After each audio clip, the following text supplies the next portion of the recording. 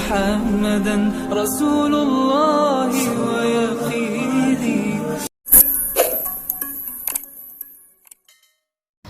بسم اللہ الرحمن الرحیم. روزہ کو توڑ دینے والی چیزیں. اگر کوئی شخص روزہ کی حالت میں اگربتی کا دھواں یا کوئی بھی بھاپ ناک یا منہ میں داخل کرے تو روزہ فاسد ہو جائے گا، یعنی روزہ ٹوٹ جائے گا. روزہ کی حالت میں دوا یا پانی کی بھاپ کا بھپارا لینے سے روزہ فاسد ہو جائے گا. یہی حکم جو ہے جو دمہ کے مریض ہوتے ہیں ان کو سانس پورا کرنے کے لیے ایک آلہ لگایا جاتا ہے، اس آلے کا بھی یہی حکم ہے کہ روزہ فاسد ہو جائے گا. لیکن تھوڑا سا اس میں ڈھیل ہے کہ اگر کسی کو سانس لینے میں دقت ہو رہی ہے اور اس کو یہ آلہ لگایا گیا ہے سانس لینے کے لیے، تو وہ اس وقت روزہ رکھ لے، بعد میں اس روزے کا قضا کر لے. یہ احتیاط ہے، بہتری اسی میں ہے. اگر روزہ کی حالت میں قصدن قے کی، یعنی جان بوجھ کر کے الٹی کی، تو منہ بھر قے کرنے کی صورت میں، یعنی الٹی اس قدر آئی کہ منہ بھر گیا، بالاتفاق روزہ ٹوٹ جائے گا. اور اگر منہ بھر کے نہ ہو تو روزہ نہ ٹوٹے گا، لیکن احتیاط اسی میں ہے کہ اس کی بھی قضا بعد میں کر لے. اگر روزے دار کی نسی پھوٹی اور اس کا خون ناک سے منہ میں آ کر حلق میں چلا گیا تو روزہ ٹوٹ جائے گا. روزہ دار منہ میں پان دبا کر سو گیا اور اسی حالت میں صبح ہو گئی تو روزہ نہیں ہوا، اس لیے کہ سوتے وقت پان کے اجزاء تھوک کے ساتھ پیٹ میں خود چلے گئے ہوں گے، لہذا بعد میں روزہ رکھے، البتہ اس پر کفارہ واجب نہیں ہوگا. اسی طرح کلی کرتے وقت حلق میں بلا اختیار پانی چلا گیا، اب اگر اس کا روزہ یاد تھا تو روزہ جاتا رہا، قضا واجب ہوگا، کفارہ واجب نہیں ہوگا. اور اگر روزہ یاد ہی نہ تھا، ایسی حالت میں پانی منہ میں لے لیا تو روزہ نہیں ٹوٹا. اسی طرح ناک یا کان میں تیل ڈالنے سے روزہ ٹوٹ جاتا ہے، مگر اس پر بھی کفارہ واجب نہیں ہوتا.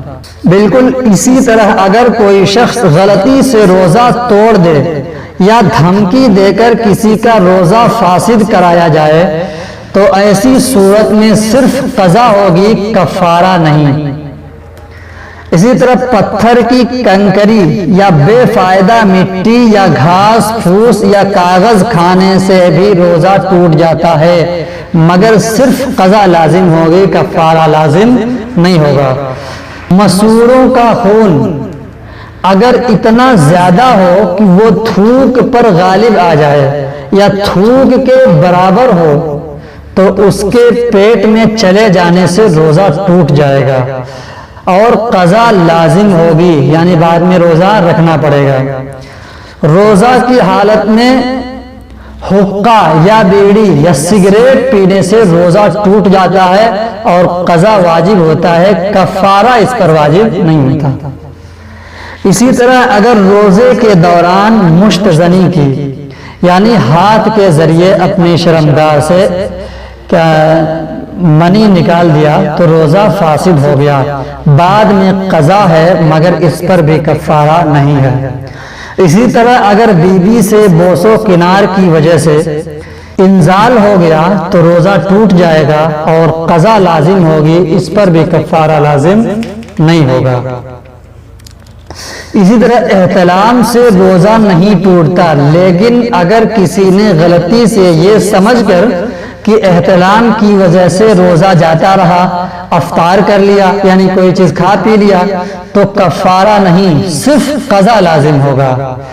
اسی طرح سخت بیماری کی وجہ سے اگر روزہ افطار کر لے تو اس کو صرف قضا کرنی پڑے گی، کفارہ نہیں ادا کرنا پڑے گا.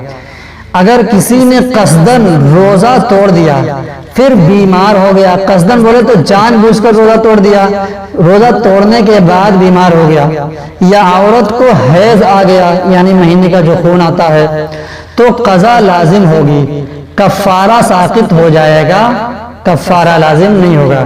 اسی طرح رمضان کے روزے میں اگر عورت کے ساتھ مرد زبردستی مجامعت کرے یعنی ہم بستری کرے تو عورت پر صرف قضا لازم ہے، کفارہ لازم نہیں ہے۔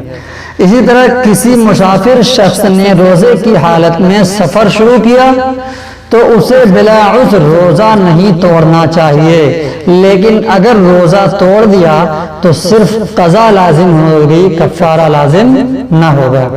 اسی طرح پیٹ کی صفائی کے لیے پیچھے کے راستے سے جو دوا چڑھائی جاتی ہے اس سے روزہ ٹوٹ جاتا ہے۔ بواسیر کے اندرونی حصوں پر مرہم یا دوا لگانے سے روزہ ٹوٹ جائے گا، مگر جو اس سے باہر رہتے ہیں اس پر دوا لگانے سے روزہ نہیں ٹوٹتا ہے۔ اسی طرح مرد کی پیشاب کی نلی میں اگر کوئی دوا ڈالی جائے اور مثانہ تک پہنچ جائے تو روزہ ٹوٹ جائے گا، اور اگر مثانہ تک نہ پہنچے تو روزہ نہیں ٹوٹے گا۔ اسی طرح اگر کسی عورت کی شرمگاہ میں کوئی دوا ڈالی جائے تو فوراً اس کا روزہ ٹوٹ جائے گا۔